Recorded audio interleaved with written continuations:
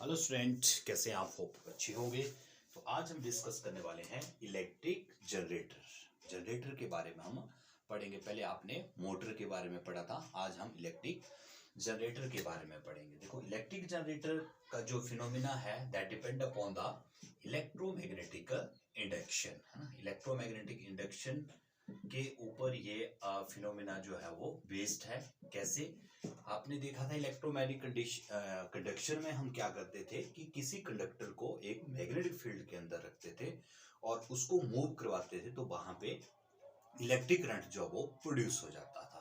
तो यहाँ पे भी हम क्या करेंगे, जो मैकेनिकल आपकी एनर्जी होगी, ठीक है, जो मैकेनिकल एनर्जी होगी उसको कन्वर्ट किया जाएगा इलेक्ट्रिकल एनर्जी में। तो this is the principle of this electric generator, है ना। तो वहां पे हमने सिंपल क्या किया था कि नंबर ऑफ कॉइल जो यहाँ पे हम लेते थे, उसमें नंबर ऑफ कॉइल जो हम लेते थे, जो मैग्नेटिक फील्ड में हम रखते थे, वो बहुत कम होती थी। यहाँ पे अब हम जो नंबर ऑफ कॉइल्स हैं उसको इंक्रीज कर देंगे और जितने भी उसके अंदर करंट प्रोड्यूस होगा दैट एड्स अप, वो ऐड होता जाएगा उसमें, और लार्ज क्वांटिटी जो इलेक्ट्रिक करंट की वहां पे प्रोड्यूस जो वो हो जाती है। तो यहाँ पे हमने सेम टू सेम वैसा सेटअप किया है। ये हमारे पास परमानेंट मैग्नेट है NS, जिसको मैंने नाम दिया है, और यहाँ पे मैंने एक कॉइल जो है वो शो की है, दैट इज ABC और D, है ना। एक कॉइल है ABCD, और इन कॉइल्स को मैंने किसके साथ जोड़ा हुआ है? रिंग है मेरे पास यहाँ पे R1 और R2, और जो रिंग R1 और R2 हो उनको हमने किसके साथ कनेक्ट किया है? एक ब्रशेस के साथ उसको ज्वाइंट जो वो किया हुआ है ना, B1 और B2 जिसको मैंने नाम दिया, और R1 और R2 जो रिंग है, ये R1 और R2, है ना। और ये वैसे ही इंसुलेटर है जो एक्सल के ऊपर इनको रखा गया है, तो अंदर से भी इंसुलेटर ही है ये, इसके साथ जो वो डायरेक्ट टच जो वो नहीं होते हैं, ठीक है। तो ये हमने यहाँ पे सेटअप किया है, और फिर हमने जो आपका V1 है, ब्रश B1 है और B2 है, इसको हमने कनेक्ट कर दिया है एक गैल्वेनोमीटर के द्वारा, ठीक है। तो गैल्वेनोमीटर जो है वो क्या बताएगा? That is the presence of current, कि इसमें करंट जो है वो प्रोड्यूस हुआ कि नहीं हुआ, इसकी प्रेजेंस जो है वो आपका गैल्वेनोमीटर जो है वो बताता है, ठीक है। अब इसमें आप देखें कि जैसे ही हमने क्या करना है, ये जो एक्सल है, इस एक्सल को हमने, इस एक्सल को बाहर से हमने रोटेट करना है, मींस उसको मैकेनिकल एनर्जी जो है हमने प्रोवाइड करनी है। तो ये एक्सल जो होगा, जब इसको हम बाहर से रोटेट करेंगे, ठीक है, तो रोटेशन से क्या होगा, जो आपकी आर्म्स यहाँ पे दिख रही है AB और CD, तो इसमें करंट जो होगा वो आपका प्रोड्यूस हो जाएगा। जब इस एक्सल को हम घुमाएंगे तो आपका AB जो होगा दैट गोज अपवार्ड, ठीक है, अपवार्ड की डायरेक्शन को जाएगा AB, जो AB वायर होगी वो ऊपर को तरफ को जाएगी, और CD जो होगी दैट इज गो डाउनवर्ड्स, ठीक है। AB जो है नीचे को आ जाएगी और CD ऊपर को आ जाएगी ना। तो इस तरह से AB जब ऊपर को आएगी, CD नीचे को जाएगी, तो यहाँ पे क्या होगा कि ये रोटेट जो है वो करने लग जाएगा, ठीक है। ABCD जो है वो इस तरह से ऐसे रोटेट जो है वो करने लग जाएंगे, और यहाँ पे करंट का फ्लो जो होगा that is A to B और C टू D जो है वो होगा इस तरह से, और ये V1 टू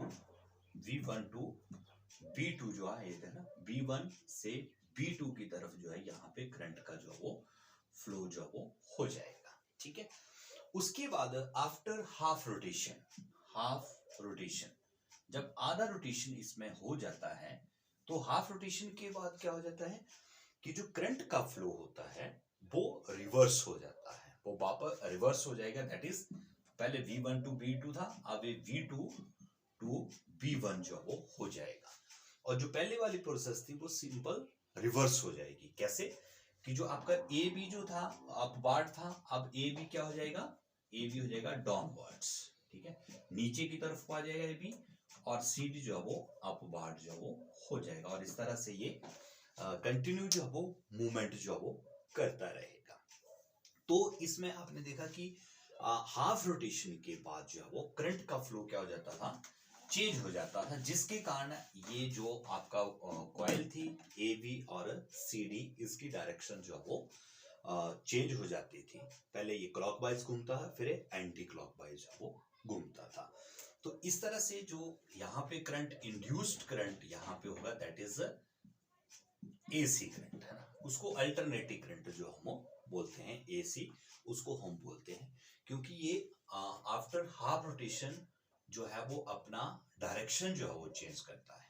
ठीक है, डायरेक्शन चेंज करता है, डायरेक्शन इसकी रिवर्स हो जाती है, इसलिए इसको हम एसी जो है वो बोलते हैं, अल्टरनेटिव करंट जो है इसको हम बोलते हैं।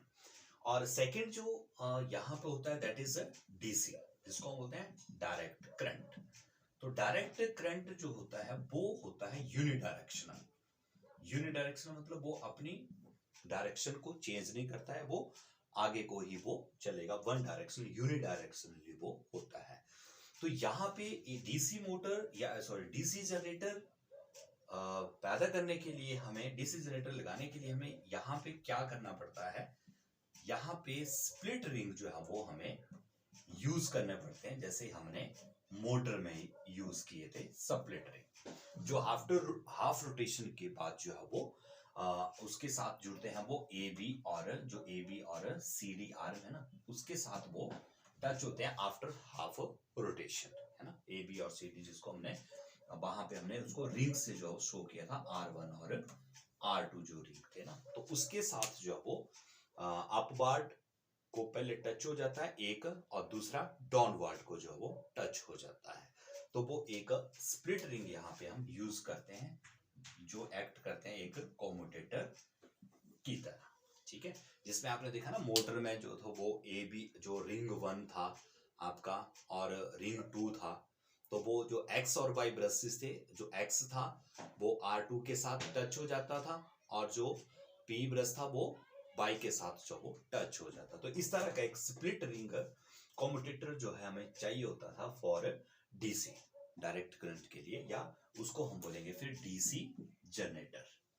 तो डीसी जनरेटर के लिए जो है हमें इस तरह का एक स्प्लिट रिंग की जरूरत जो वो यहाँ पे पड़ती है। तो ये था आपका जनरेटर। अब यहाँ पे देखो एक चीज आती है एसी एंड डीसी करंट की, है ना। तो एक अल्टरनेटिव करंट मैंने बता दिया आपको, जो एक रेगुलर इंटरवल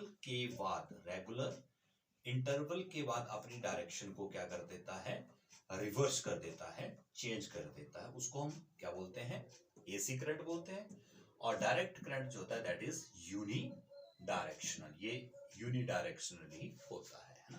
और इंडिया में जो इसका एसी जो है वो आपको पता है कि अपने जो डायरेक्शन है वो चेंज करता है 1/100 सेकेंड। ठीक है, तो दैट मीन्स कि इसकी जो फ्रिक्वेंसी है इंडिया में दैट इज 50 हर्ट्ज जो वो होती है। ठीक है, तो मेन डिफरेंस जो है इसके अंदर एसी और डीसी जनरेटर के डीसी करंट के बीच में ये होता है कि वो रेगुलर इंटरवल के बाद डायरेक्शन चेंज करेगा, और ये होगा यूनी डायरेक्शनल।